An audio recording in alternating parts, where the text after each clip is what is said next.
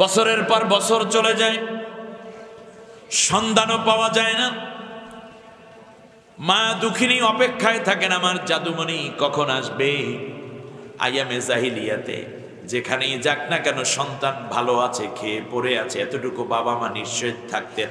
কিন্তু এখন সন্তানকে নিয়ে মেরে ফেলেছে, নাকি রিমান্ডের নামে অত্যাচার করে খাবার দাবার না দিয়ে কিংবা কোনো প্রকোষ্ঠে তাকে আটকাইয়া শেষ করে দিয়েছে কিনা তার নিশ্চয়তা কর্তৃপক্ষ রাখতে পারে না।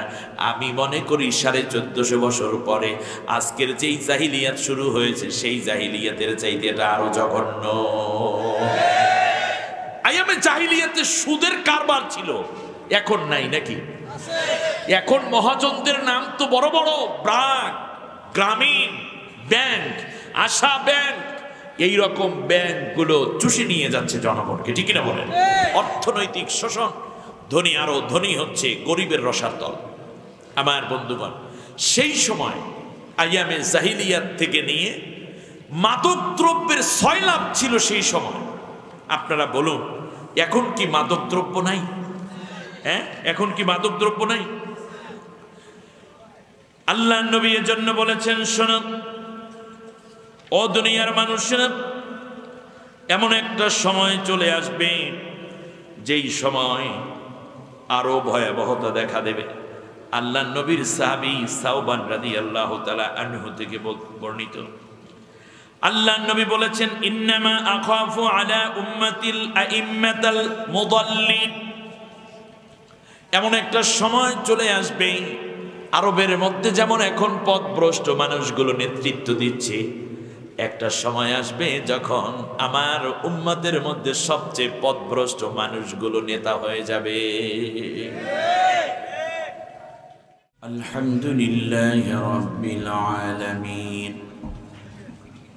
والصلاة والسلام على رسول الله صلى الله عليه وسلم هو رحمة للعالمين أسوة حسنة لمن كان يرجو الله واليوم الآخر وذكر الله كثيرا فقد قال الله تعالى في شان حبيبه مخبرا وآمرا أعوذ بالله من الشيطان الرجيم। আমার সঙ্গে সকলে আল্লাহ তাআলার কোরআন পড়ুন। সম্ভব হলে দাঁড়ানো ভাইয়েরা মেহেরবানি করে বসে পড়ুন। আল্লাহর কোরআনের এই সৌন্দর্য বৃদ্ধি করার বরকতে আল্লাহ যেন আপনাদের জীবনটা সুন্দর করে দেন, আমরা দোয়া করি, বলি আমিন।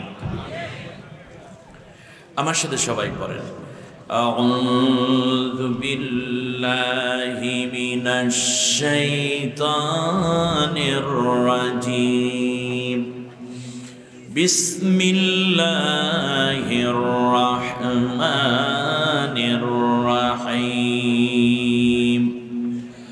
ইন্নাল্লাহা ওয়া মালাইকাতাহু ইউসাল্লুনা আলান নবী ইয়া আইয়ুহাল্লাযীনা আমানু সাল্লু আলাইহি ওয়া সাল্লিমু তাসলিমা। আল্লাহুম্মা সাল্লি আলা সাইয়্যিদিনা মুহাম্মদ ওয়া আলা আলি মুহাম্মদ কামা সাল্লাইতা আলা ইব্রাহিম ওয়া আলা আলি ইব্রাহিম ইন্নাকা হামিদুম মজিদ।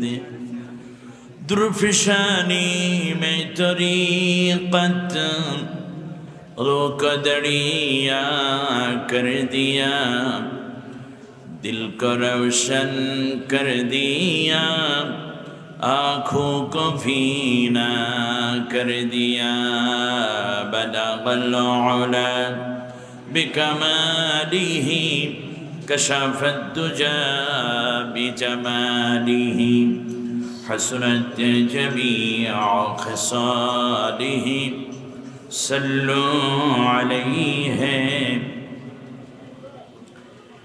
বাংলাদেশের অনন্য সৌন্দর্য এবং প্রাকৃতিক রূপ আধারের সূতিকাগার হিসাবে বিশ্বের ভ্রমণ পিপাসুদের হৃদয় কাড়া একটি জায়গার নাম সমুদ্র সৈকত কক্সবাজার। এটা তো কক্সবাজারের মধ্যে একটা জায়গা। এই কক্সবাজারেরই অন্যতম একটি জনপদ, সুপরিচিত এবং বহুল মূল্যবান একটি জায়গার নাম হচ্ছে চকরিয়া। পৌরসভা বাস টার্মিনালে এলাকার ধর্মপ্রাণ মুসলিমদের হৃদয় নিংড়ানো ভালোবাসা দিয়ে সাজানো কোচপাড়া সিরাতুল মুস্তাকিম কাফেলা এর উদ্যোগে 11তম সিরাতুন নবী সাল্লাল্লাহু আলাইহি ওয়াসাল্লাম মাহফিল সমাপনী অধিবেশন। সম্মানিত সভাপতি নন্দিত আলিমী দ্বীন, অত্র এলাকার সর্বজন শ্রদ্ধাভাজন ব্যক্তিত্ব, ইসলামী চিন্তাবিদ, রিয়াজুল জান্নাহ জামে মসজিদের সম্মানিত খতিব, কাকরা তাজুল উলুম দাখিল মাদ্রাসার সুপারিনটেন্ডেন্ট, প্রিয় বন্ধু, প্রিয় ভাই হযরতুল আল্লামা মাওলানা বেলাল উদ্দিন সাহেব হাফিজাহুল্লাহ, আল্লাহ তাকে কোরআনের জন্য নেক হায়াত এবং সুস্থতা দিন, বলি আমিন। সম্মানিত উলামায়ে কেরাম, বিশেষ করে আমার আগে তাত্ত্বিক, দালিলিক এবং বৈজ্ঞানিক, সর্বোপরি দার্শনিক উক্তিগুলো আপনাদেরকে বিমোহিত করেছেন। বাংলাদেশের যতজন ময়দানে কথা বলছেন, সেটা আলিয়া হোক কিংবা কওমি নেসাবের হোক, সমস্ত বক্তাদের মুরব্বী এবং বক্তাদের ওস্তাজুল খোতাবা হযরতুল আল্লামা মাওলানা ডক্টর লুৎফুর রহমান আতালাল্লাহু আমরাহু ওয়া বারাকাল্লাহু ফি হায়াতি আয়োজিত মাহফিলে কথা বলেছেন হযরতুল আল্লামা মাওলানা কুতুবউদ্দিন হেলালি, চট্টগ্রামের সম্মানিত আলিম। আল্লাহ তার কথাগুলো কবুল করে নিন। আর অনেক ভাইয়েরা কথা বলেছেন, বিশেষ করে মাওলানা আব্দুর রহমান নেজামি, এনামুল হক জেহাদি, আশরাফুল মুস্তফা বিন নুরি, ইব্রাহিম খলিল বিন নেজামি সহ অনেকে নেক কথাগুলো আমাদের হেদায়েতে জড়িয়ে করে দিন, বলি আমিন। সম্মানিত উলামায়ে কেরাম, বিশেষ করে এই মাহফিলের সমবেত মুরব্বিয়ানে আযম, আমার কলিজার টুকরা যুবক ভাইয়েরা, আমি সবসময় আশায় বুক বাঁধি, হতাশা আমাকে কখনোই পেয়ে বসে এরকম দৃষ্টিভঙ্গি আমি পেশ করতে মোটেও রাজি না। তার কারণ মুমিন জীবনে হারাবার কিছু নাই, ঠিক না বলেন? আজকে এই গভীর রাত পর্যন্ত, এখন প্রায় 12:30 বাজে, এই হাজার হাজার যুবক আল্লাহর কোরআন শোনার জন্য দাঁড়িয়ে আছে। এর দ্বারা কি প্রমাণ করে? আমি একটি সত্য উচ্চারণ করি, তা হচ্ছে যুবক যায় যেই দিকে, বিজয় যায় সেই দিকে। যুবকরা বিজয়ের পূজা করে না, বরং বিজয় যুবককে পূজা করে। আজকের এই হাজারো যুবকের স্বতঃস্ফূর্ত উপস্থিতি নিঃসন্দেহে প্রমাণ করে একবিংশ শতাব্দী আল্লাহর কোরআন বিজয়ের শতাব্দী, একবিংশ শতাব্দী মুসলমানদের বিজয়ের শতাব্দী, একবিংশ শতাব্দী আল্লাহর কোরআনের পতাকা উড্ডীন করার শতাব্দী। আল্লাহ রাব্বুল আলামিন যুবক ভাইদেরকে দ্বীনের জন্য কবুল করে নিন, সবাই বলি আমিন। পর্দার অন্তরালে মা বোন রয়েছেন, সকলের প্রতি আন্তরিক মোবারকবাদ। অন্য ধর্মাবলম্বী ভাই বোনদেরকে সাদর সম্ভাষণ জানি। আমি একেবারে ছোট্ট একটি সূরার কিয়দাংশ আপনাদের খেদমতে তিলাওয়াত, তরজমা এবং তার সরল অনুবাদের মাধ্যমে আমরা কি করে ভবিষ্যতে মুক্তি পেতে পারি, পরকালে এবং শান্তিতে থাকতে পারি দুনিয়ায়, তার একটি ছোট্ট চিত্র আপনাদের খেদমতে তুলে ধরতে চাই। বিমাশিয়াতিল্লাহ অবে ফাদলিল্লাহ, ইনশা আল্লাহ। সবাই রেডি তো? আমার সাথে সবাই পড়েন, আউযু বিল্লাহি মিনাশ শাইতানির রাজীম, বিসমিল্লাহির রহমানির রহিম, ফালইয়াবুদু রাব্ব হাযাল বাইত الذي أطعمهم من جوع وآمنهم من خوف। آمنت بالله। সূরার নাম সূরা কুরাইশ। আপনারা জানেন কিনা এই সূরাটার নাম কি বলেন? সূরাতুল কুরাইশ। আল্লাহ রাব্বুল আলামিন এই সূরাটার মধ্যে, সূরাটি কোরআনের 106 নম্বর সূরা।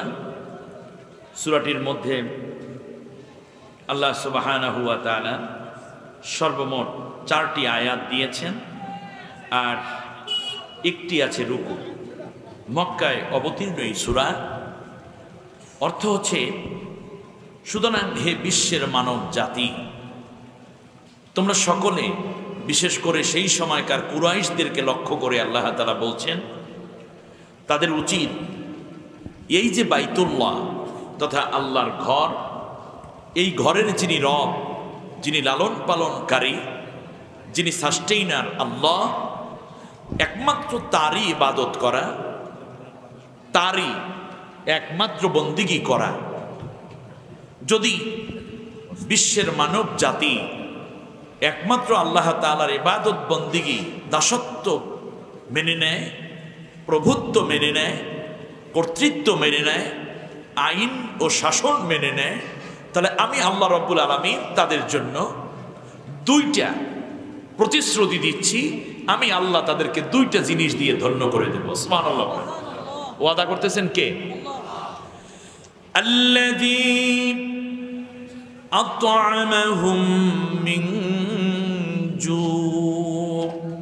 1 নম্বর প্রতিশ্রুতি হচ্ছে আমি আল্লাহর পক্ষ থেকে, তাহলে তাদের জীবনে অভাব অনটন থাকবে না, স্বাবলম্বী হয়ে যাবে তারা, আত্মপ্রতিষ্ঠিত হবে, অর্থনৈতিক সমৃদ্ধি আসবে এবং খাদ্যে স্বয়ং সম্পূর্ণতা তারা অর্জন করবে, যদি একমাত্র আমি আল্লাহর দাসত্ব গোলামিত্ব মেনে নেয়। হলো 1। দ্বিতীয় উপকারিতা হচ্ছে, আমি আল্লাহ ওয়াদা দিচ্ছি, দ্বিতীয় যেই নেয়ামতটা তাদেরকে দেব তা হচ্ছে ওয়া আমানাহুম মিন খাউফ। তাদের জীবনে আর কোনো ভয় থাকবে না। লা ইয়াখাফুনা ইল্লাল্লাহ, আল্লাহ ছাড়া আর কারো ভয় তাদের হৃদয়ে থাকবে না। পৃথিবীতে কোনো শক্তি, পরাশক্তি কিংবা অন্য কোনো যত শক্তিধর হোক না কেন, তাদেরকে বেঞ্চি দিবে, তাদেরকে ভয় দেখাবে। চোর, ডাকাত, খুনি, জেনা, ধর্ষণ, ব্যভিচার, খুন খারাপি থেকে নিয়ে ডাকাতি, ছিনতাই, এই ধরনের যত ভীতিকরমূলক কাজ আছে, কোনো কাজ তাদেরকে স্পর্শ করবে না। আমি আল্লাহ তাদের নিরাপত্তার বিধান করে দেব একমাত্র আমার দাসত্ব, কর্তৃত্ব, প্রভুত্ব এবং আইন ও কানুন মেনে নেয়ার মাধ্যমে। সুবহানাল্লাহ বলেন। সূরার নাম কুরাইশ। আমরা জানি আল্লাহ সুবহানাহু ওয়া তাআলা রাসূল সাল্লাল্লাহু আলাইহি ওয়াসাল্লামের মাক্কি জীবনে এমন একটি সময় এই সূরাটা নাজিল করেছেন যখন গোটা আরব জুড়ে এক মহা ভীতিকর অবস্থা বিরাজমান ছিল। অর্থাৎ আমার দিকে তাকান, খুব এক্সক্লুসিভলি আমি কথা বলছি। অবস্থাটা এরকম ছিল, নারী তাদের কোনো অধিকার পেত না, ঠিকই না বলেন? এই যুগটাকে বলা হয় এইজ অফ ডার্কনেস। আমি বিশ্লেষণের জন্য যুবক ভাইদেরকে নিয়ে, প্রশাসনের যারা আছেন, গোয়েন্দা বিভাগ কিংবা পুলিশ ডিপার্টমেন্টের স্থানীয় নেতৃবৃন্দ যারা আছেন, শিল্পপতি যারা আছেন, ব্যবসায়ী ভাইয়েরা যারা আছেন, আমি সকলকে নিয়ে কথা বলতে চাই। আর এই কথা বলার জন্যই মূলত এই আয়োজন করেছেন, আপনার কথা শোনার জন্য আপনারা এসেছেন, ঠিক কিনা বলেন? আমি এই ফাঁকে আরেকটু অনুরোধ করব, সেটা হচ্ছে কর্তৃপক্ষ চাচ্ছেন সামনে যদি আপনারা বসেন তাহলে দৃশ্যটা দেখতে অনেক সুন্দর লাগবে। মাত্র 30 মিনিট স্যাক্রিফাইস করা যাবে না বসার জন্য? আলহামদুলিল্লাহ, একটু সামনে বসে পড়েন, একটু বসেন। সামনের দিকে বসলে দেখতে সুন্দর হবে, পরিবেশটা জান্নাতি পরিবেশ হয়ে যাবে। আল্লাহ, তুমি কিয়ামতের দিন আমার এই ভাইদেরকে যারা এখন কষ্ট করে শীতের মধ্যে জমিনে বসে গেলেন, কিয়ামতের দিন তুমি তাদেরকে তোমার আরশের নিচে বসার ব্যবস্থা করে দিও। আমরা সবাই বলি আমিন। বন্ধুগণ, এই সূরাটা যখন নাজিল হয় তখন আরব দেশে ডাকাতি ছিল অ্যাভেইলেবল। আপনারা বলেন এখন কি আমাদের দেশে ডাকাতি হয় কিনা? ব্যাস, তো সেইটাকে আমরা আইয়ামে জাহিলিয়াত বলছি, ঠিক না? এটাকে বলছি ডিজিটাল। পার্থক্য যাই হোক না কেন, দুর্ঘটনা, অঘটন, অন্যায় কিন্তু আগের মতোই এখনো বিদ্যমান আছে, নাকি নাই? ব্যাস, কোনো নেগেটিভ সেন্সে নিবেন না, মানুষের মতো করে চিন্তা করবেন, মর্যাদা দিবেন আপনাকে কে? আল্লাহ। দ্বিতীয়ত, সেই সময় নারীদেরকে ভোগ করত পুরুষেরা। একজন পুরুষ একাধিক নারী নিয়ে থাকতো বিবাহ ছাড়া। আমি আপনাদের কাছে জানতে চাই, 1450 বছর আগের যেই সময় এই সূরাটা নাজিল হয় তখন সেইটাকে আইয়ামে জাহিলিয়াত বলছি, আপনারা বলুন এখন কি বিবাহ বহির্ভূত নারীদের সাথে জেনা ব্যভিচার আছে না নাই? কিন্তু আমি যদি বলি আগের চেয়েও জঘন্য এখন এই পৃথিবী, সেই সময় একজন পুরুষ একাধিক নারীকে দাসী বানিয়ে ঘরে রাখত, খাওয়ন দিত, পরন দিত, তাদের সন্তান হতো, কিন্তু মৌলিকভাবে সম্পদের কোনো অধিকার দিত না, শুধু ভোগের অধিকারটুকু দিত। কিন্তু এখন তো নারীকে ভোগ করার পরে প্রেগন্যান্সি হলে বাচ্চাকে ফেলে দেওয়ার জন্য বাধ্য করে।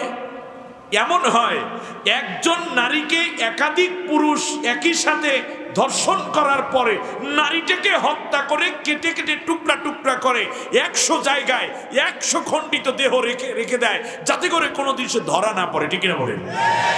আইয়ামে জাহিলিয়াতে ওই কাজের কারণে যদি আইয়ামে জাহিলিয়াত হয়, এখন তো আরো বেশি, কিন্তু সেই সময় একজন নারীকে একাধিক পুরুষ ধর্ষণ করতো না, এক পুরুষ একজন নারীকে নিত।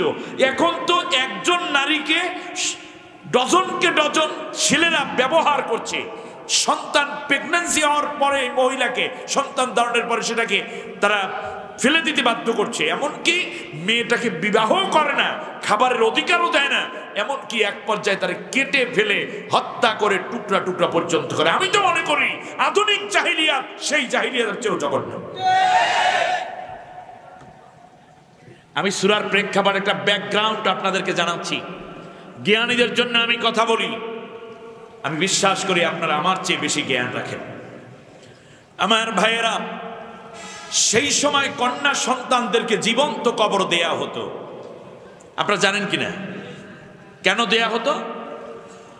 জীবন্ত কবর দেওয়ার কারণে আমরা বলছি সেটা আইয়ামে জাহিলিয়াত। এখন কি ডাস্টবিনের মধ্যে কিংবা ড্রেনে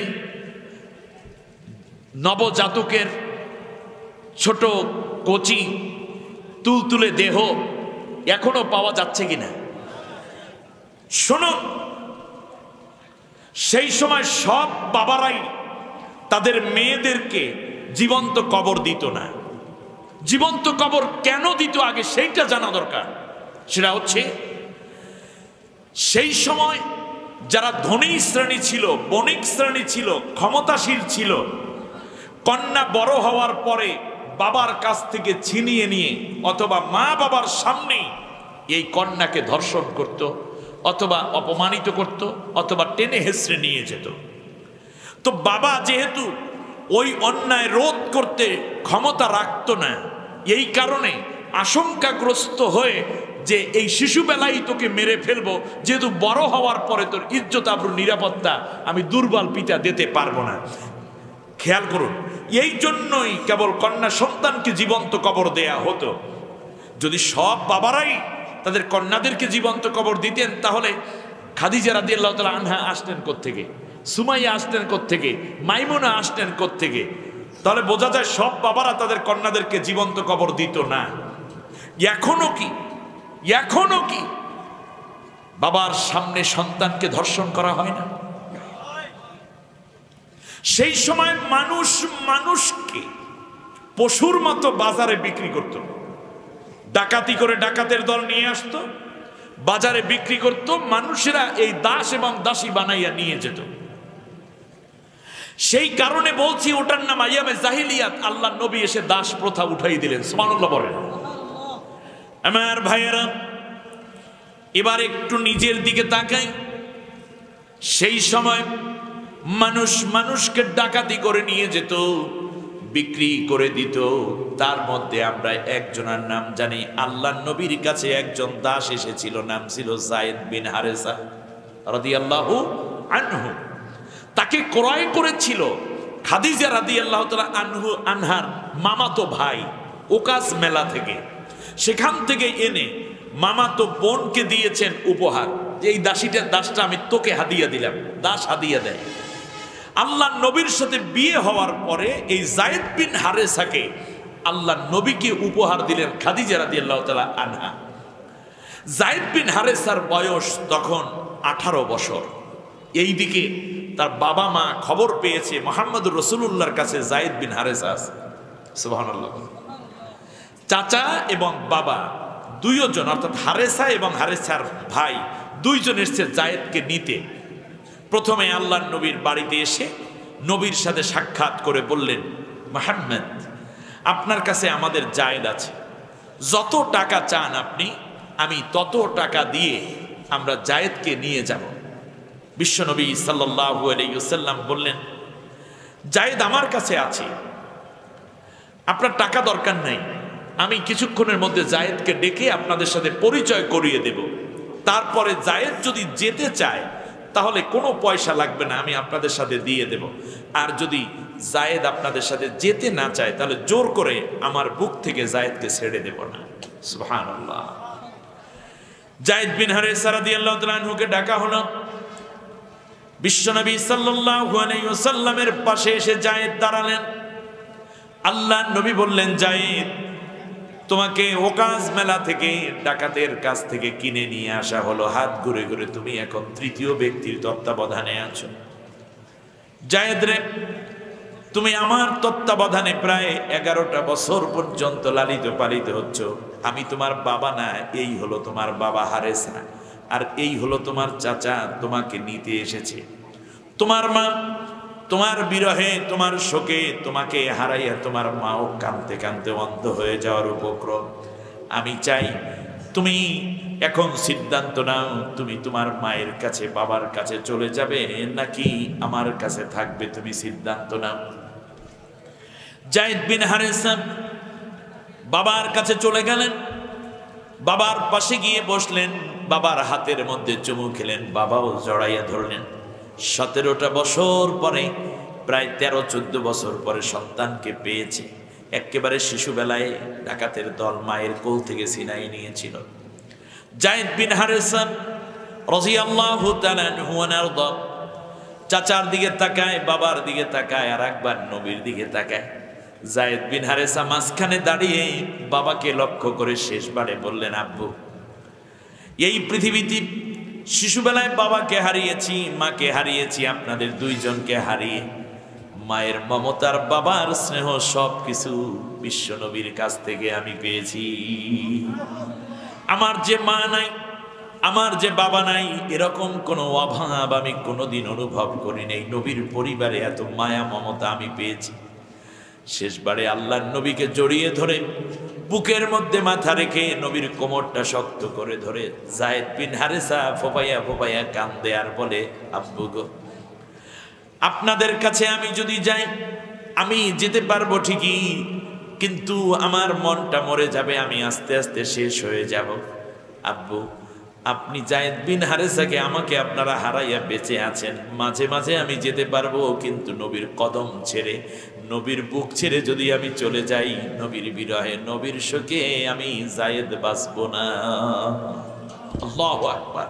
কত মমতা এবং ভালোবাসা দিয়ে রাখলে একজন দাস আজ কমপক্ষে আইএমএ জাহিলিয়াতে যারা কিডন্যাপ হয়ে যেত এতটুকু বুঝতো যে আমার ছেলে কিংবা মেয়ে যেখানেই থাকুক না কেন সে বেঁচে আছে, খেয়ে দিয়ে আছে, হোক সে দাস কিংবা দাসী।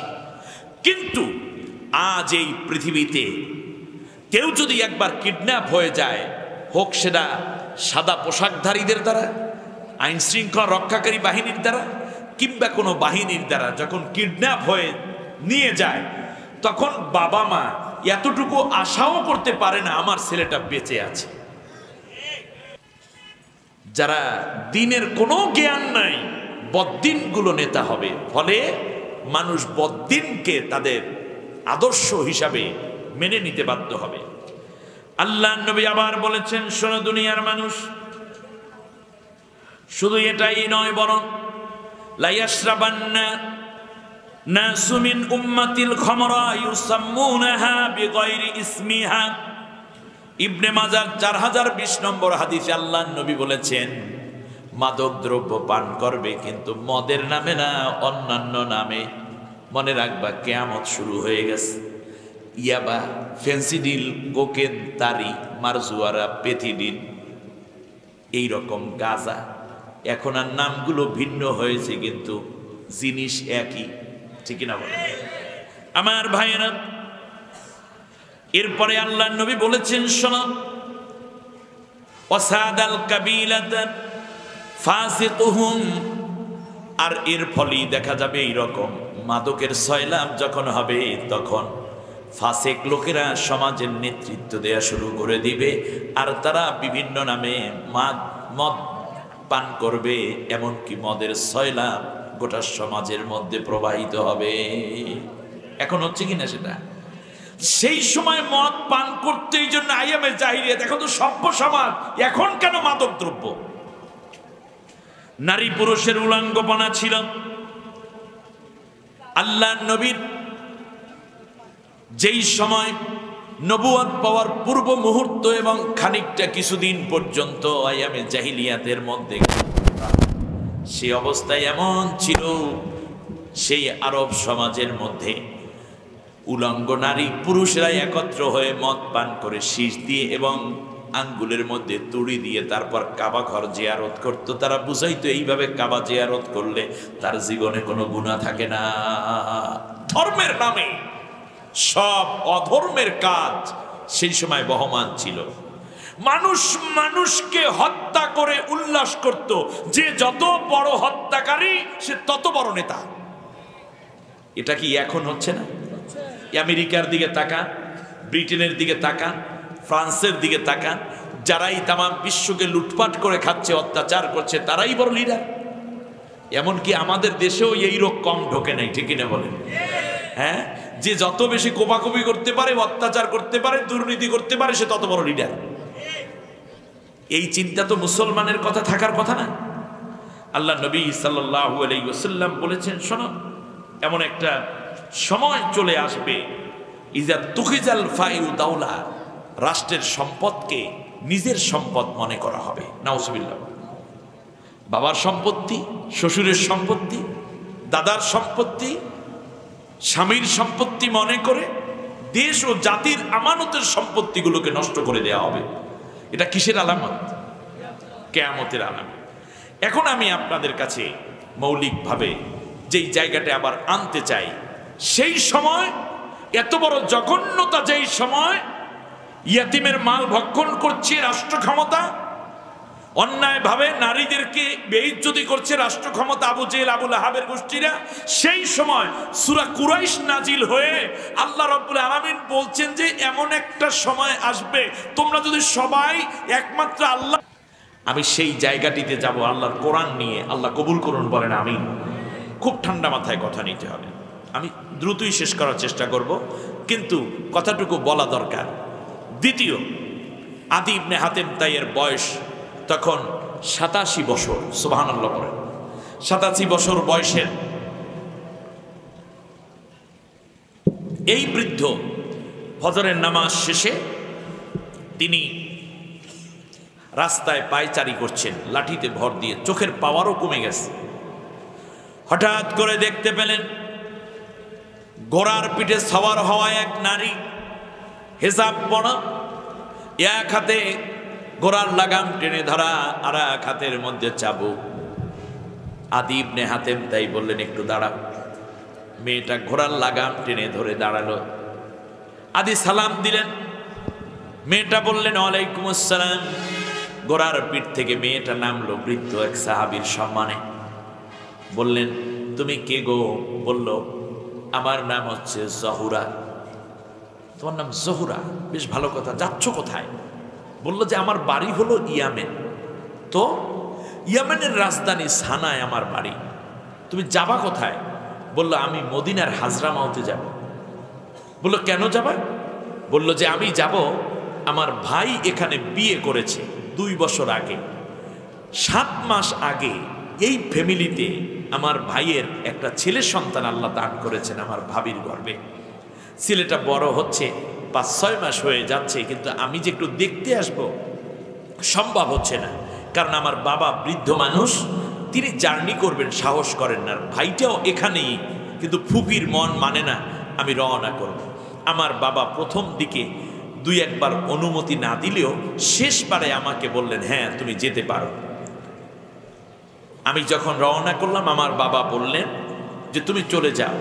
যাওয়ার পরে আমি বিশ্বাস করি কেউ তোমার দিকে চোখ তুলে ইপটিজিং করতে সাহস পাবে না, ডাকাতি করতে সাহস পাবে না, তোমার ইজ্জত লুণ্ঠন করতে পারবে না। তার কারণ এই বিশাল ভূখণ্ড আল্লাহর কোরআনের আইনে পরিচালিত হয়, আর এর খলিফা হলো ওমর। যদি তোমার কোনো ক্ষতি হয়, কাল কিয়ামতের ময়দানে ওমরের বিরুদ্ধে অভিভাবক হিসাবে আমি আল্লাহর কাছে মামলা দায়ের করব। কারণ জনগণের জানমালের নিরাপত্তা না দিতে পেরে যদি সে রাষ্ট্র চালায়, সেই রাষ্ট্রের অধিকার সেই ব্যক্তির অধিকার নাই সেই রাষ্ট্রের ক্ষমতায় বসে থাকা। অতএব ওমরের বিরুদ্ধে আমি দুনিয়ায় তার বিরুদ্ধে আদালতে মামলা করব, আখিরাতেও পিতা হিসাবে তোমার অধিকারের জন্য আল্লাহর কাছে মামলা করব। সুবহানাল্লাহ। এ হচ্ছে একটি ইসলামী রাষ্ট্রের ছোট্ট নমুনা আমি আপনাদেরকে দিলাম। এখন আমি স্বাধীনতার রজত জয়ন্তী, আতআমাহুম মিন জু ওয়া আমানাহুম মিন খাউফ, নবীর সেই খেলাফত, নবীর সেই শাসন, খৈরুল কুরুনি করণী, বর্তমান প্রেক্ষাপট, আর এই মুহূর্তে আমাদের করণীয়, মাত্র 2টা কথা বলে আমি আপনাদের থেকে বিদায় নিতে চাই। আমি খুব জীবন ঘনিষ্ঠ কথা বলতে অভ্যস্ত, আপনারা জানেন। এজন্য আমি আপনাদের কাছে কিছু প্রশ্ন করি। আজ বাংলাদেশের স্বাধীনতার 50 বছর, ঠিক কিনা বলেন? ডিসেম্বরের আজকে কয় তারিখ? 19 তারিখ। 16 তারিখ হয়ে গেছে 50 বছর।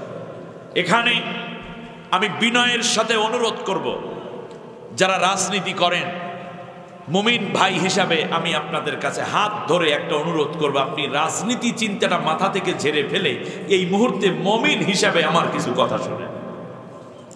যিনি পীরের মুরিদ, মুরিদগিরি বাদ দিয়ে ইমানদার হিসাবে আমার কিছু কথা শোনেন, দেখি কোনো ফায়দা হয় কিনা। তার কারণ যদি আপনার পীর মাথায় থাকে, আমার কথা আপনার মাথার ভিতর ঢুকবে না। তবলিগ যিনি করেন, আমিও তবলিগের সাথী, আমিও পীরের মুরিদ, দয়া করে তবলিগের চিন্তাটা মাথার ভিতর রাখেন না।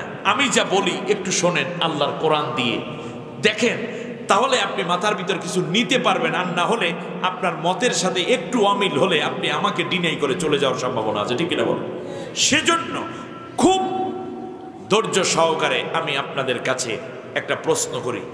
একটা জাতি পরিবর্তন হতে 50 বছর লাগে। আল্লাহর নবী 23 বছরের জিন্দিগিতে তামাম বিশ্বটাকে চেঞ্জ করে ফেলেছেন, ঠিক কিনা বলেন? এবারে আসি, আইয়ামে জাহিলিয়াতের অবস্থা গেল, আমাদের দেশের এবং বিশ্ব প্রকৃতির অবস্থা গেল। তাহলে আমরা বসলাম ওই আইয়ামে জাহিলিয়াতের চাইতে আমরা চূড়ান্ত জাহিলিয়াতে আছি। এবারে আসি জীবন ঘনিষ্ঠ কিছু প্রশ্ন আমি আপনাদেরকে করি। আচ্ছা বলেন, আজ থেকে নিয়ে 30 বছর আগে কিছু প্রশ্ন আমি আপনাদেরকে করি। 30 বছর পেছনে গেলে 1991 সাল হয়। কত বছর পেছনে গেলাম? মাত্র 30 বছর। খুব দিলটাকে নরম করেন যে একজন আলেম মানুষ আমাদেরকে কি বোঝাতে চাচ্ছেন, কি বলতে চাচ্ছেন। আমরাই বা কেন এই গভীর রাত পর্যন্ত তার কথা শোনার জন্য অপেক্ষমান? একটু ভাবুন। 30 বছর আগে যদি যাই তাহলে হবে 1991 সাল। আচ্ছা, 1991 সালে বাংলাদেশে যত চুরি হতো, যারা সরকারে ছিলেন, কে ছিল আমি জানি না, এত মনেও নাই, কিন্তু কোন সরকার বা কোন শাসক বা পুলিশ, র্যাব, প্রশাসন, গোয়েন্দা অথবা দেশের মেম্বার, চেয়ারম্যান, এমপি, মন্ত্রী অথবা যেই দল সংসদ চালায়, সরকারি দল, কেউ কি চায় দেশে চুরি হোক? কথা বলেন না কেন?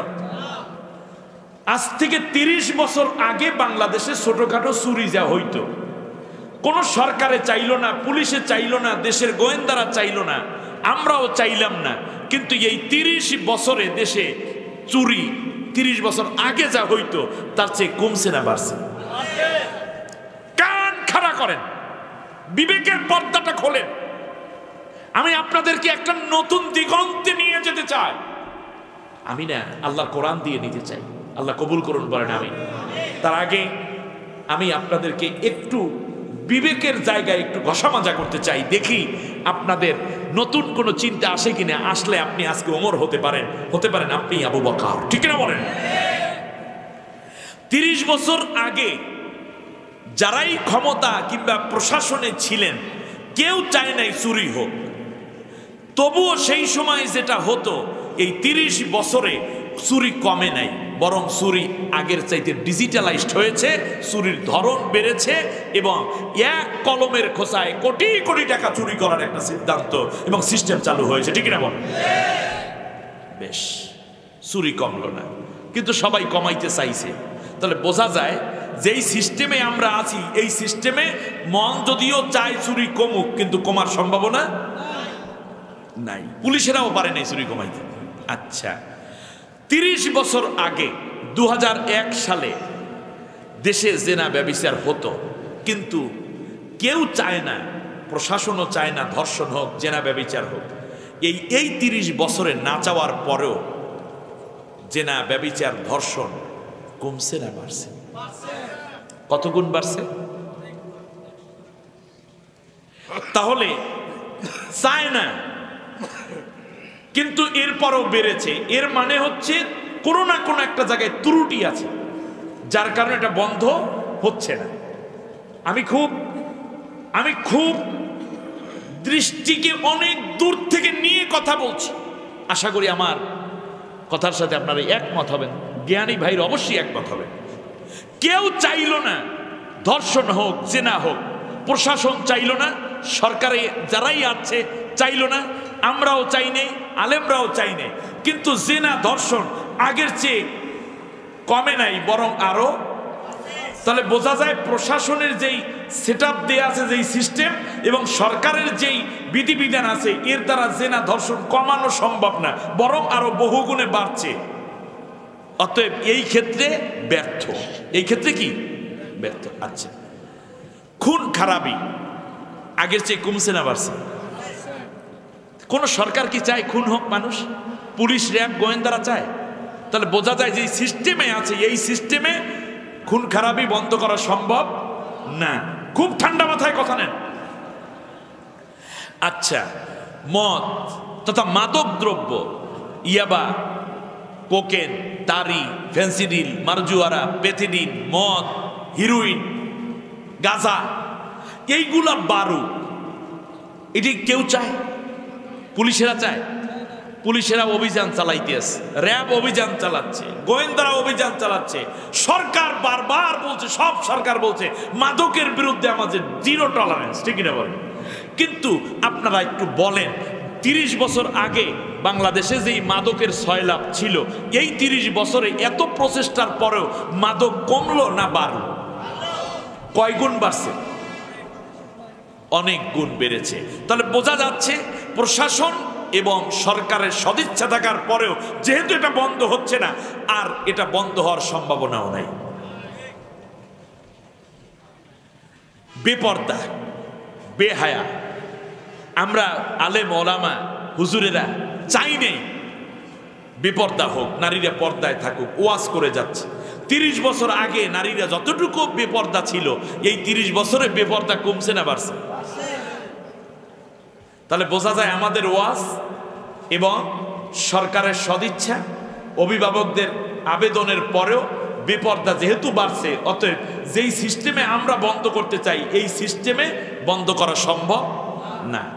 এবারে আমরা 50 বছর পূর্তিতে এই 30 বছরের একটা সাধারণ হিসাব দেওয়ার পরে আমরা সামনের 30 বছর দেখি।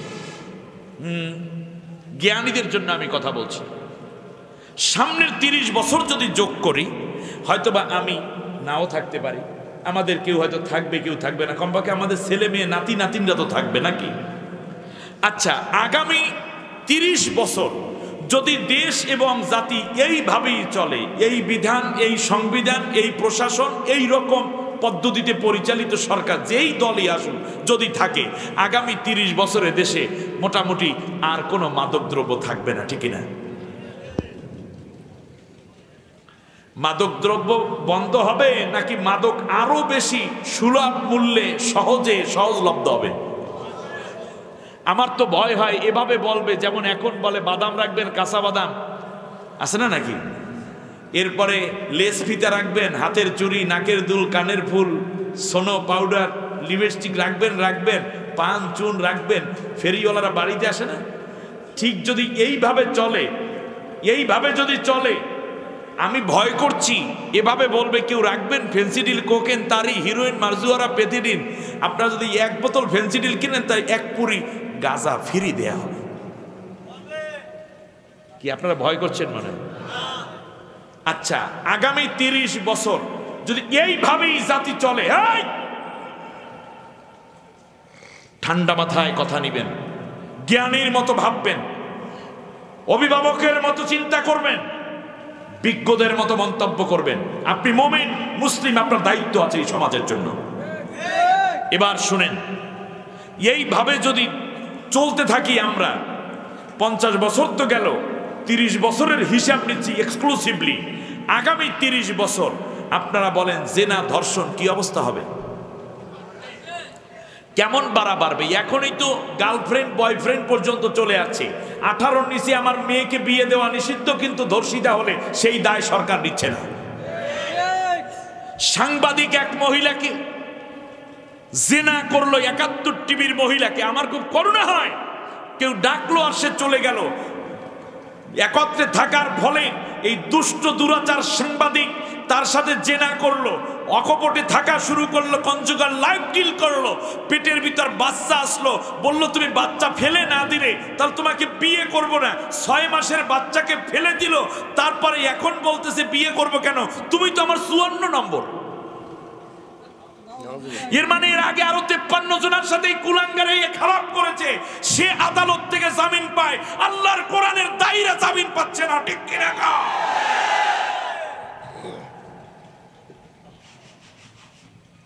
শুনুন, কথা শুনুন, যদি এই অবস্থা চলতে থাকে আমার ভয় হয় যে আগামী এমনও কোন আইন হতে পারে, আমার ভয় হয় হতে পারে যে যদি ধর্ষিতা না হয় সে হয়তো মেম্বারি চেয়ারম্যানিতে দাঁড়াইতেই পারবে না, ধর্ষণকারী না হলে সে নেতাই হতে পারবে না, কিংবা এমনও আইন হয়ে যেতে পারে। আমি ভয় হয় যে যদি কোনো প্রেগন্যান্সি যদি কেউ জারজ ধারণ করে তাকে বিদেশে ফ্রি ভিসা দেওয়া হবে, কিংবা রাষ্ট্রীয় বড় পদে তাকে বসানো হবে, জারজ বলা যাবে না, তাকে বলতে হবে সূর্য সন্তান। আর তার জন্য পড়ালেখা সব কিছু সরকারিভাবে কোনো কোনো এনজিও অথবা কেউ না কেউ দায়িত্ব নিয়ে এই আকাম করার প্রতি উৎসাহিত করতে পারে। সেখানে হয়তো আপনার কন্যা অথবা আপনার নাতিনও সেই সদস্যের একজন হয়ে যেতে পারে। তার কারণ এইগুলোতেই তো প্রমোট করা হচ্ছে, এগুলোকেই তো প্রমোট করা হচ্ছে। কি হলো? আইন কোথায়? যেখানের একজন প্রতিমন্ত্রী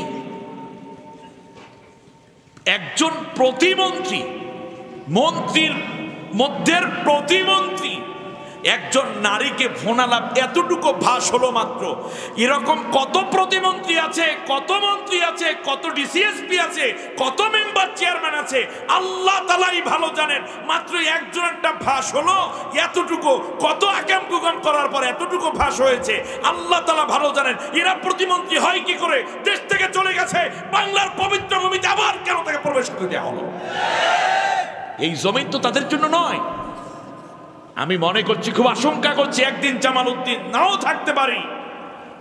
কিন্তু যদি এইভাবে চলতে থাকে তাহলে রাস্তাঘাটে, মোড়ে মোড়ে, দোকানে, হোটেলে, সব জায়গায় দেখবেন ফোর্স কোয়ার্টার ওপেন হয়ে গেছে।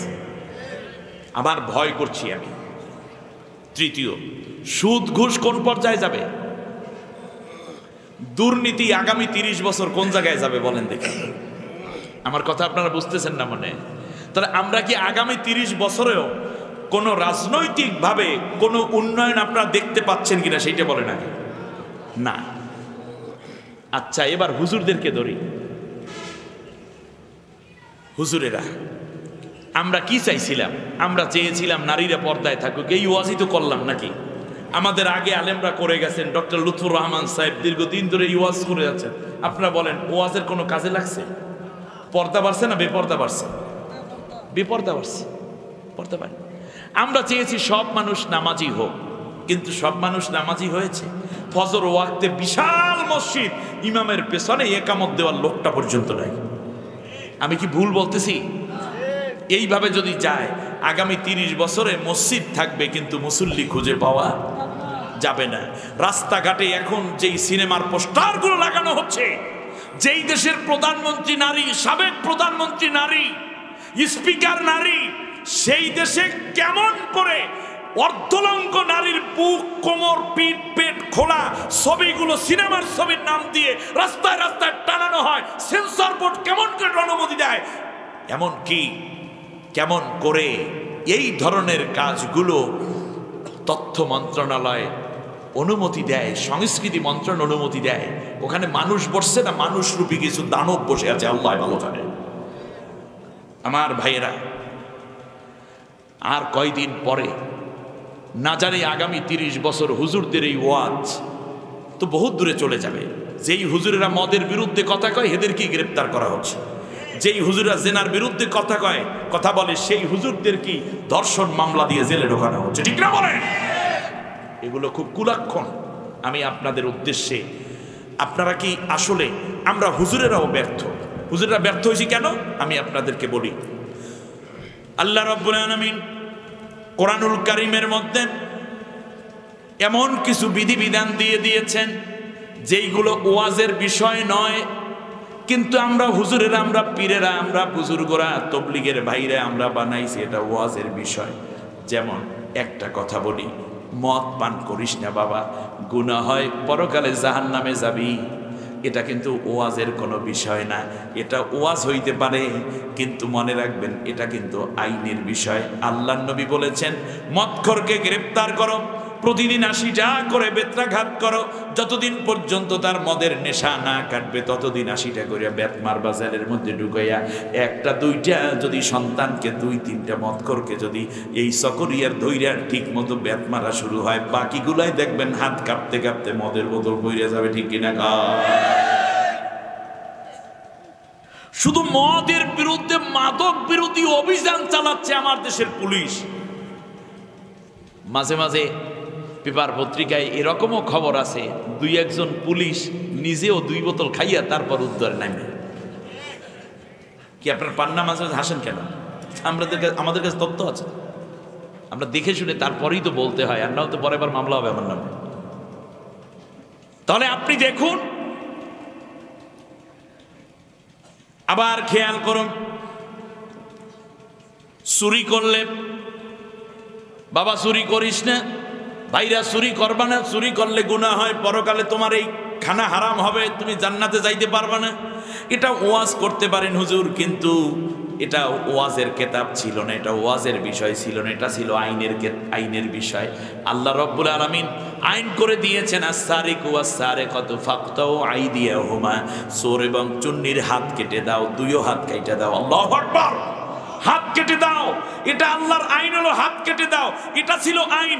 স্বরাষ্ট্রমন্ত্রী, আইনমন্ত্রী সংসদে দাঁড়িয়ে বলবেন যারা চুরি করবে, কোরআনের এত নম্বর আয়াত, মাননীয় স্পিকার এই আয়াত আল্লাহ তাআলা বলেছেন, আমি স্বরাষ্ট্রমন্ত্রীর দৃষ্টি আকর্ষণ করছি, চোর পেলে এখন থেকে এই আইন বাস্তবায়ন করে দিবে। স্বরাষ্ট্রমন্ত্রী পুলিশের আইজিকে ডেকে, তারপর গোয়েন্দা ডেকে, ডিজিএফআইকে ডেকে, র্যাবকে ডেকে সাংবাদিক সম্মেলনে বলে দেবে, চোর পাবা তো প্রমাণের ভিত্তিতে হাত কেটে দেবা। একটা দুইটা চোরের হাত কাটলে কোটি কোটি চোরের হাত কাটার ভয়ে চোর ভালো হয়ে যেত, আর গোটা বাংলাদেশ চুরি মুক্ত হয়ে যেত। এটা ছিল আইনের বিষয়। আমরা হুজুরেরা বানাইছি ওয়াজের বিষয়। হুজুর আপনি ভুল করছেন, আপনি জায়গায় আসেন, বাবা জেনা করিস না, জেনা করলে ঈমান থাকে না, জেনাকার পরকালে জাহান্নামে যাবে, এই ভয় ঠিক আছে, কিন্তু আপনি এটা ছিল আইনের বিষয়, আপনি এটাকে শুধু ওয়াজের বিষয় বানাইলেন কেন? আল্লাহ বলেছেন, আয-যানিয়াতু ওয়াজ-যানি ফাজলিদু কুল্লা ওয়াহিদিম মিনহুমা মিয়াতা জালদা, চোর এবং চুন্নির হাত কেটে দাও, জেনাকার এবং জেনাকারিনীকে 100টা করে বেত্রাঘাত করো, আর যদি তারা বিবাহিতা হয়, বিবাহিত পুরুষ হয়, তাহলে কোমর পর্যন্ত গারবা, এরপর পাথর মেরে তার হাড্ডি গোশত থেকে আলাদা করে দিবা, আর মাথার মগজটা উড়াইয়া দেবা, যতক্ষণ মৃত্যু না হয় ততক্ষণ পাথর মারো। একটা জেনাকারকে যদি শাস্তি দেওয়া যায়, একটা জেনাকারিনীকে শাস্তি হতো, গোটা বাংলাদেশে জেনা এবং ধর্ষণ তো দূরের কথা, কোনো নারীর প্রতি চোখ তুলে তাকাবে এরকম কোনো মা বাবার কুলাঙ্গার সন্তান খুঁজে পাওয়া যেত না, ঠিক কিনা বলেন? এই আইন জারি হয়ে গেল। বিশ্বনবী সাল্লাল্লাহু আলাইহি ওয়াসাল্লাম মাত্র একটা চুন্নির ব্যবহার, চোর স্ত্রীলিঙ্গ হলো চুন্নি, ফাতেমা নামক এক সম্ভ্রান্ত নারী চুরি করেছিল, আল্লাহর নবী তার হাতটা কাটলেন। 10 বছরের মধ্যে আইয়ামে জাহিলিয়াত কত জঘন্য ছিল, সেই জাহিলিয়াতের মধ্যে যখন ইসলামী রাষ্ট্রটা চলে আসলো, আল্লাহর নবী কোরআন দিয়ে দেশটা চালান শুরু করে দিলেন। মাত্র 10 বছরে একটা নারী চুরির অপরাধে হাত কেটেছে, আল্লাহর নবীর 10 বছরে আর বাকি একটা চোরও খুঁজে পাওয়া গেল না। আল্লাহু আকবার। হযরত রাসূল সাল্লাল্লাহু আলাইহি ওয়াসাল্লামের 10 বছরে মাত্র একজন নারীর মেরাতে মাগাদিয়া নামের এক মহিলার বিচার কার্যক্রম আল্লাহর নবী বাস্তবায়ন করেছেন। বিশ্বাস করুন, 10 বছরের মধ্যে আর কোনো জেনার খবর পাওয়া যায় নাই, ধর্ষণের খবর তো পাওয়াই যায় নাই, ডাকাতির খবর পাওয়া যায় নাই। তার কারণে আল্লাহ রাব্বুল আলামিন বলেছেন, যারা ডাকাত করে, আল্লাযীনা ইউহারিবুনাল্লাহু ওয়া রাসূলাহু ওয়া ইয়াসআউনা ফিল আরদি ফায়ুকাত্তালু আও ইউসাল্লাবু আও তুকাত্তা আইদিহিম আরজুলিহিম মিন খিলাফ আও ইউনফাউ মিনাল আরদি, যারা ডাকাতি করে, চুরি করে, সমাজের মধ্যে খুন খারাপি করে, জবরদস্তি করে, নারীর ইজ্জত লুণ্ঠন করে, তাদেরকে হত্যা করা হবে, অথবা তাদের হাত পা বিপরীত দিক থেকে কেটে দেওয়া হবে, অথবা তাদেরকে শুলে চড়ানো হবে। একটা রডের মাথা একেবারে সুইয়ের মতো চিকন করে ক্যারেন দিয়ে উঁচু করে ওই লোকটাকে, হাত পা পিছনে শক্ত করে হাত দুইটা বাঁধবে, তারপর পায়পথের বরাবর এটাকে বসাইয়া দেবে, তারপরে ক্যারেনের মধ্যে একটু একটু ঝুলাইয়া দেবে, রশি বান্ধা থাকবে ওর শরীরের মধ্যে, পায়পথ দিয়ে এইটা আস্তে আস্তে ঢুকতে থাকবে, ওর কলিজা, শ্বাসনালী, গুর্দা, কিডনি, লিভার সবগুলোর ভিতর দিয়ে আস্তে আস্তে করে রথটা ঢুকতে ঢুকতে মাথা দিয়ে বের হয়ে যাবে। এই চকরিয়ায় যদি এইরকম একটা ধর্ষণকারীকে শাস্তি দেওয়া হয়, আপনি কি মনে করেন নতুন কইরা কেউ ধর্ষণ করার চিন্তা করবে? বিয়ে করার আগেই তো কই বাবা বিয়ে করবো কিনা চিন্তা করিল, যেই বিচার দেখছি, ঠিক কিনা? ধর্ষণ তো বহু দূরে, নিরাপত্তা তো এখানে। আমার ভাইয়েরা খেয়াল করুন, আগামী 30 বছরে এইভাবে চললে আমাদের মসজিদগুলো ফাঁকা হয়ে যাবে, নামাজই তো হলো না। এইবার আমি আপনাদের জন্য বলি, রাজনীতিবিদরা চান চুরি বন্ধ হোক। আল্লাহর নবীর রাষ্ট্রে কোনো চুরি ছিল না, কোরআন দিয়ে রাষ্ট্র চালানোর কারণে, ঠিক কিনা বলেন? এত পুলিশ র্যাব ছিল না, কোনো একটাও চুরি ছিল, একটা চুরি হয়েছে, বিচার হয়েছে। আমরা ওয়াজ করেছিলাম বাবা সুদ খাবা না, আপনারা বলেন সুদ আছে না নাই? তা আমাদের এই 100 বছরের ওয়াজ গেল কই? এর মানে এখানে অর্থমন্ত্রী বাজেট পেশ করবেন, অর্থমন্ত্রী সংসদে দাঁড়িয়ে বলবে আহাল্লাল্লাহুল বায়া ওয়া হাররামার রিবা, সুদ হারাম, ব্যবসা হালাল করা হয়েছে, ইসলামী অর্থ ব্যবস্থা চালু হয়ে যাবে। ব্যাংকের গভর্নরদেরকে একটা করে নোটিশ জারি করে দিবে, সমস্ত ব্যাংকগুলো মুনাফা ভিত্তিক হয়ে যাবে। এটা ওয়াজের বিষয় নয়, এটা অর্থমন্ত্রীর বিষয়। যেইটা ছিল আইন আদালতের বিষয়, যেটা ছিল ব্যাংকের বিষয়, অর্থ বিষয়, আমরা সেইগুলোকে ওয়াজের বিষয় বানাইয়া মূলত কোরআনকে সম্মানিত করি নাই, ইসলামকে আরো দুর্বল করে রেখেছি। কিন্তু একটা কথা আমি আপনাদেরকে একেবারে নিকট থেকে বলি, এবার খেয়াল করুন, এই আমার দেশে 50টা বছর পর্যন্ত রাজনীতিবিদরা চাইলেন দুর্নীতি না হোক, কিন্তু বন্ধ করতে পারে নাই। আগামী 30 বছরেও বন্ধ হচ্ছে না। জিনা ধর্ষণ বন্ধ হোক, পুলিশ চাইল, সরকার চাইল, 30 বছরে বন্ধ করতে পারে নাই, সামনের 30 বছরেও বন্ধ করতে পারবে না। এরপরে দুর্নীতি, এরপরে যদি বলি খুন খারাপি, মিথ্যা মামলা হামলা, কিডন্যাপ করা কিংবা খুন খারাপি, হত্যাযজ্ঞ, এইগুলো গত 30 বছরেও বন্ধ হয় নাই, সামনের 30 বছরেও বন্ধ হবে না, বরং আরো বাড়বে। এইদিকে ধর্মীয়ভাবে আমরা যারা আছি, নামাজি বাড়ে নাই, বরং কমেছে। মানুষ বেড়েছে, নামাজি কমেছে। বেপর্দা বহুগুণ বেড়ে গেছে, বেহায়া বহুগুণ বেড়ে গেছে, লাজ লজ্জা শরম উঠে গেছে। তাহলে আমাদের ওয়াজের মধ্যেও কাজ হচ্ছে না, তবলিগ আলাদের দিয়েও কাজ হচ্ছে না, হুজুর দিয়েও কাজ হচ্ছে না, আগামী 30 বছরও কাজ হবে না, যেহেতু এই ঔষধ দ্বারা আসলে এই রোগ নিরাময় সম্ভব না। এটা রাজনৈতিক ঔষধও কাজ হচ্ছে না, ধর্মীয় ঔষধেও কাজ হচ্ছে না। কিন্তু আমরা চাই এই অন্যায়গুলো বন্ধ হোক, ন্যায় প্রতিষ্ঠিত হোক, ঠিক কিনা বলেন? এবার রাজনৈতিক নেতৃবৃন্দকে বলবো, আল্লাহ নবীর সময় কি দুর্নীতি ছিল? ছিল না। কিন্তু দুর্নীতি দমন কমিশনও ছিল না।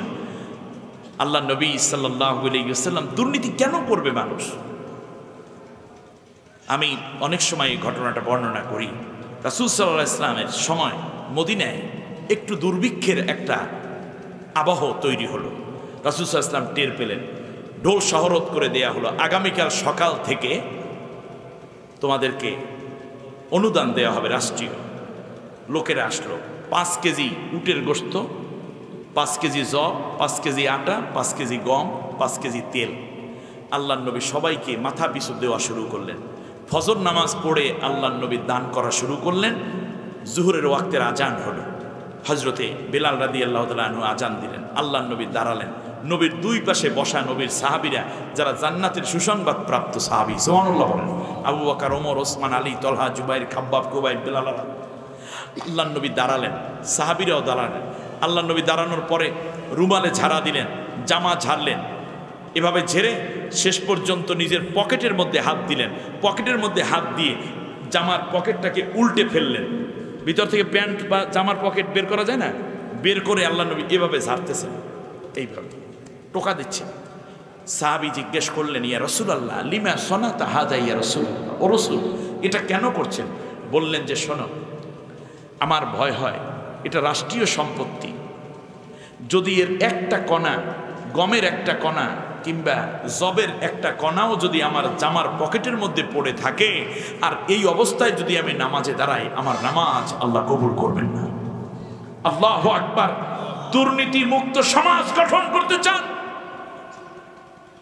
হযরত আবু বকর রাদিয়াল্লাহু তাআলা আনহু অসহায় মানুষের জন্য রান্না করা এক টুকরা গোশত বমি কইরা ফালাইয়া দিয়ে তারপরে কেঁদেছেন, আল্লাহ ভুলবশত খেয়ে ফেলেছিলাম, আমার ঘরে স্ত্রী রান্না করেছে, যদি আমার পেটের ভিতর হজম হয়ে যেত, আমি কিয়ামতের দিন এই এক টুকরা গোশতের কারণে জাহান্নামে চলে যেতাম। নাউযুবিল্লাহি মিন যালিক। জবাবদিহিতার অনুভূতি কাকে বলে? আমার বন্ধুগণ, যদি সত্যি চান দুর্নীতিমুক্ত সমাজ, স্বাধীনতার 50 বছরে পারেন নাই, সামনেও পারবেন বলে মনে হয় না, ঠিক কিনা বলেন? অপরদিকে ধর্ষণ জেনামুক্ত সমাজ, পর্দাওয়ালা সমাজ, নামাজি সমাজ আমরা চেয়েছি। আল্লাহ নবীর সময় এত মসজিদ ছিল না, এত তবলিগ ছিল না, এত পীর ছিল না, এত ওয়ায়েজ ছিল না, এত মাহফিল ছিল না, কিন্তু একজনও কি বেনামাজি ছিল? কারণটা কি? কারণ হচ্ছে একটাই, সেটা হচ্ছে আল্লাহর কোরআন দিয়া রাষ্ট্র পরিচালিত ছিল। সুবহানাল্লাহ বলবেন।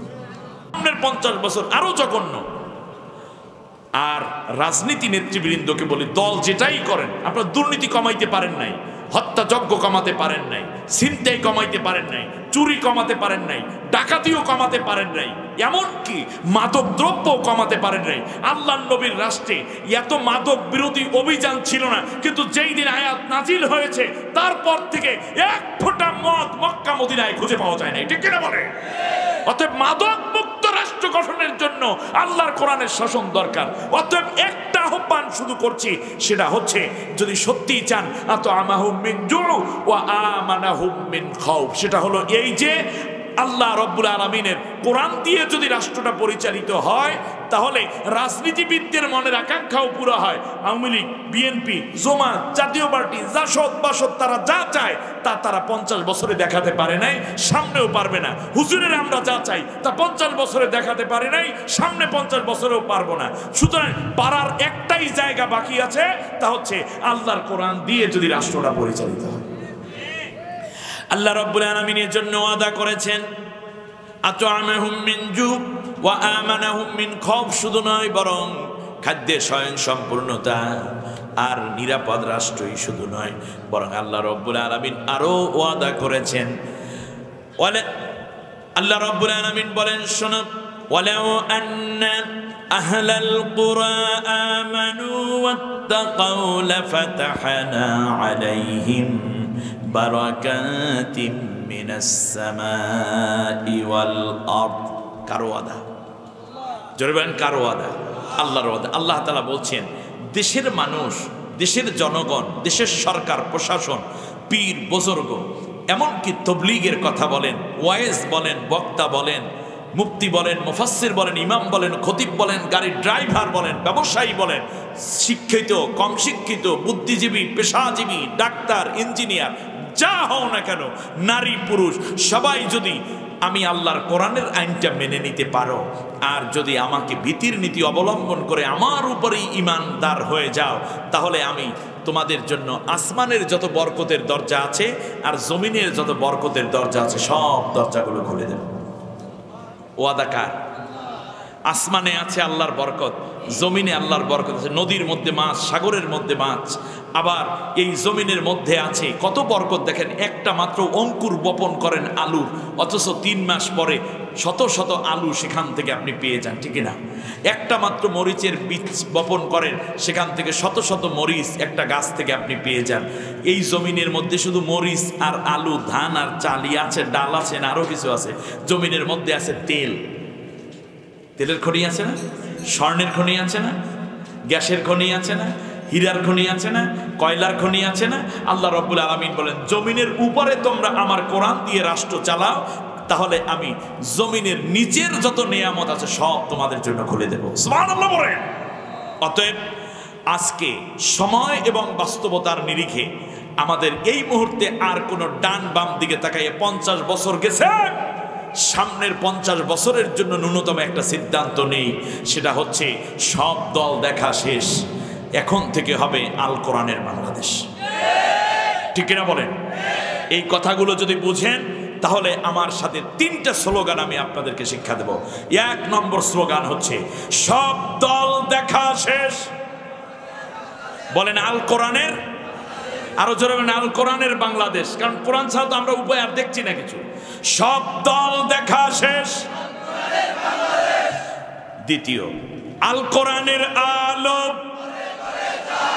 ঘরে ঘরে 50 বছর জ্বালাইছেন, বেশ ভালো করছেন। এখন ঘরে বসে কোরআনের তালিম দিলে সংসদ আলারা আইসা বলে যে নাশকতার বৈঠক চলে।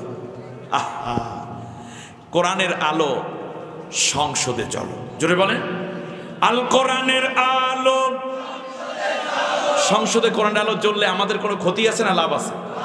চুরি হবে না, আপনার দোকানও চুরি হবে না, আপনার মেয়ের ইজ্জত নষ্ট হবে না, আপনার সম্পদের মধ্যে দুর্নীতি হবে না। দুই একটা স্বার্থবাদী অসভ্য প্রকৃতির লোক ছাড়া আল্লাহর কোরআনের আইনের বিরোধিতা কেউ করবে না, ঠিক না বলেন? অতএব সব বাদ দিয়ে আসেন না, একটা সিদ্ধান্ত নেই, আল কোরআনের আলো। তৃতীয় স্লোগান, এই কোরআনের আলো জ্বালাতে হলে একজনকে ফলো করতে হয়, তিনি হচ্ছেন মুহাম্মাদুর। একটা স্লোগান দেই, আমার নেতা তোমার নেতা। এই তিনটা স্লোগান বলেন, আল কোরআনের আলো, সব দল দেখা শেষ, সব দল আছে থাকুক, কিন্তু এখন আমরা সব মিলে, যেহেতু আমরা মুক্তি চাই, সব রাজনৈতিক দলেরা 50 বছরে তো পারেন নাই, পারার জায়গায় আমরা যদি দেখতেছি একেবারে স্পষ্ট যে কোরআনের আইন কায়েম হলেই রাজনৈতিকভাবে আপনারা যা চান সেইটা সম্ভব, পীরেরাও দেখেন সেইটা সম্ভব, তবলিগলারাও দেখেন মনের আকাঙ্ক্ষা পুরো সম্ভব। এই জন্য সব বাদ দিয়ে আল্লাহর কোরআন অনুযায়ী দেশটা চলুক, সেই সিদ্ধান্ত নেব। আল্লাহ ওয়াদা করেছেন, আমি আসমানের বরকতের দরজা খুলে দেব, জমিনের বরকতের দরজা খুলে দেব। আর শেষ স্লোগান ছিল, আমার নেতা তোমার নেতা। আজকে এই সিরাতুন নবী সাল্লাল্লাহু আলাইহি ওয়াসাল্লাম মাহফিলে আল্লাহ নবীকে আমাদের নেতা মানতে হবে। নামাজের মধ্যে বলে আল্লাহুম্মা সাল্লি আলা সাইয়্যিদিনা, সাইয়্যিদ অর্থ কি? নেতা। নামাজের মধ্যে বললেন আপনি সাইয়্যিদিনা মুহাম্মদ, নামাজের বাইরে এসে অন্য নেতার নামে স্লোগান দিলে আপনি মুনাফিক পর্যায়ে পৌঁছে গেলেন, আপনার নামাজ আল্লাহর কাছে কবুল হবে না। এমনকি কবরে যখন রাখে তখনও বলে আল্লাহর নামে নবীর দলের মধ্যে রেখে গেলাম, বিসমিল্লাহে আলা মিল্লাতে রাসূলিল্লাহ। তাই আপনি দুনিয়ায় নবীর দলে না থাকলে আখেরাতে নবীর কবরের মধ্যে রাখা একটা মিথ্যা কথা বলে রাখা হলো। কিয়ামতের দিন আল্লাহ বলছেন, ইয়াউমা নাদউ কুল্লা উনাসিম বিইমামিহিম, কিয়ামতের দিনও আমার নবীকে সামনে রেখে রেখে তারপর উম্মতদেরকে ডাকবো। আল্লাহু আকবার। কিন্তু যারা দুনিয়ায় নবীকে নেতা মানে নাই, অন্য নেতাকে মেনে চলেছে, তাদের জন্য যে পরিণতি সূরা হুদের 98 নম্বর আয়াতে আল্লাহ বলেছেন, ইয়াকদুমু কওমাহু ইয়াউমাল কিয়ামাতি ফাআওরাদাহুমুন নার ওয়া বিসাল বিরদুল মাওরুদ। ওই নেতা এবং কর্মী যারা আমার নবীকে বাদ দিয়ে দুনিয়ায় অন্য নেতার অনুসরণ করেছে, নেতা এবং কর্মী সবাই জাহান্নামে চলে যাবে। নাউজুবিল্লাহ পড়ুন। আল্লাহ তাআলা আমাদেরকে হেফাজত করুন। তাই দুনিয়ায় যারা নবীর দলে থাকবে, নবীর আদর্শের পক্ষে থাকবে, পরকালে আল্লাহ রাব্বুল আলামিন তাদেরকে অবশ্যই নবীর নেতৃত্বে জান্নাতের ব্যবস্থা করবেন ইনশাআল্লাহ।